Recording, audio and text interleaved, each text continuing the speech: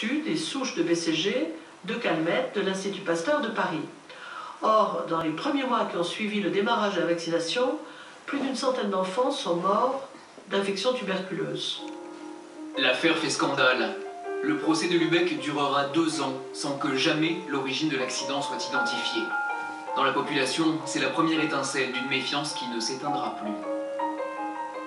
Le BCG n'a jamais plus été utilisé de façon obligatoire en Allemagne et il n'a jamais été non plus aux États-Unis et dans certains autres pays du monde. Donc ça a été un coût extrêmement important au BCG.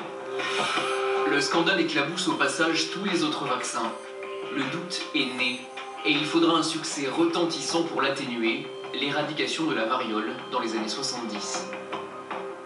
C'est un modèle qui, malheureusement, est resté jusqu'à nos jours un peu unique. Une maladie qui est éradiquée par la seule vaccination. Et ce modèle a été extrêmement important dans l'histoire de la santé publique.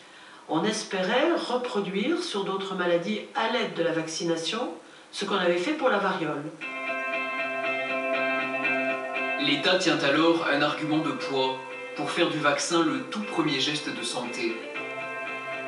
Pour les mères de famille, ça devient une évidence, un automatisme que très peu, désormais, remettent en question. Très peu, du moins jusqu'au milieu des années 90. Vivre pleinement ses passions comporte souvent certains dangers.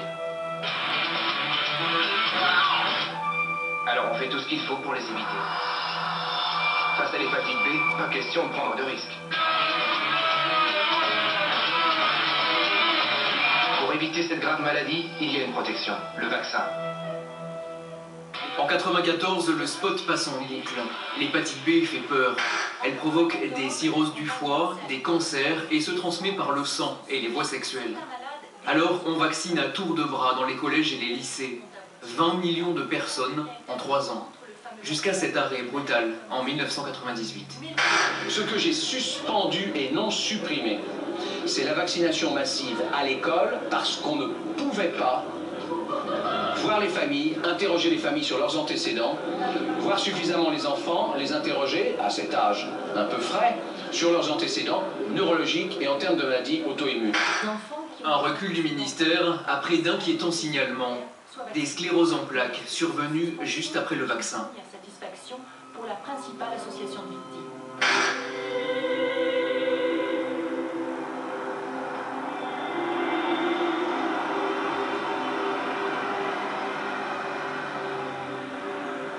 On y va? Oui? Bon, allez. Sandrine est tombée malade à cette époque. Elle avait 18 ans.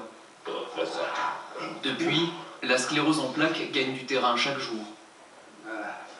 Aujourd'hui, elle ne peut ni parler, ni marcher, elle ne peut rien faire toute seule.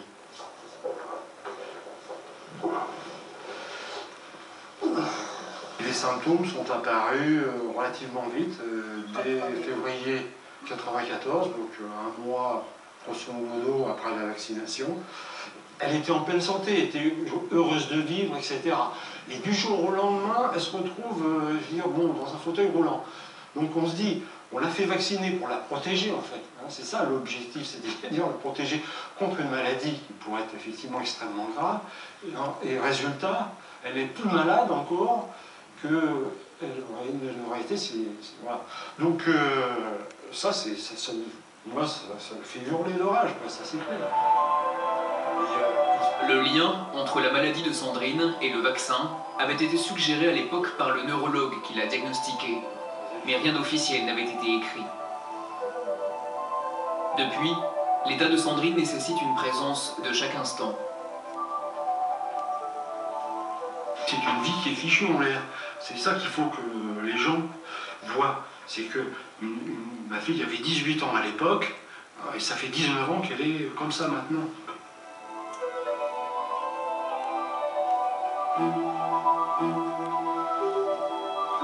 Donc une seringue toutes les 10 minutes pour qu'elle ait bien le temps de digérer chaque seringue. Est-ce qu'elle ne peut plus manger? Non, plus du tout. Il me paraît tout à fait logique de demander des compensations, non pas strictement financière. Je veux dire, c'est pas ça qui lui rendra effectivement la santé, c'est clair, mais au moins aménager, moi ce que je veux, c'est, pour ma fille, aménager au moins son existence à partir du moment où nous ne serons plus en mesure de faire, de nous en occuper. Comme des centaines d'autres familles dans le même cas, les parents de Sandrine ont alors saisi la justice, sans succès. Les experts ont dit que, compte tenu de la chronologie des événements, il pouvait y avoir un lien, effectivement, avec le vaccin hépatite B. Mais ils ne pouvaient pas prouver de lien vraiment établi entre la vaccination et la pathologie. Mais le tribunal, lui, a retenu, effectivement, cette absence de démonstration de lien de causalité, etc. Donc nous avons été déboutés, purement et simplement. Depuis 1998, 2600 familles ont signalé des effets secondaires graves suite à ce vaccin. Faut-il y voir un lien de cause à effet? Pour certains médecins, le doute subsiste. Et donc ce vaccin-là, si vous voulez, il ne contient pas le vaccin de l'hépatite B.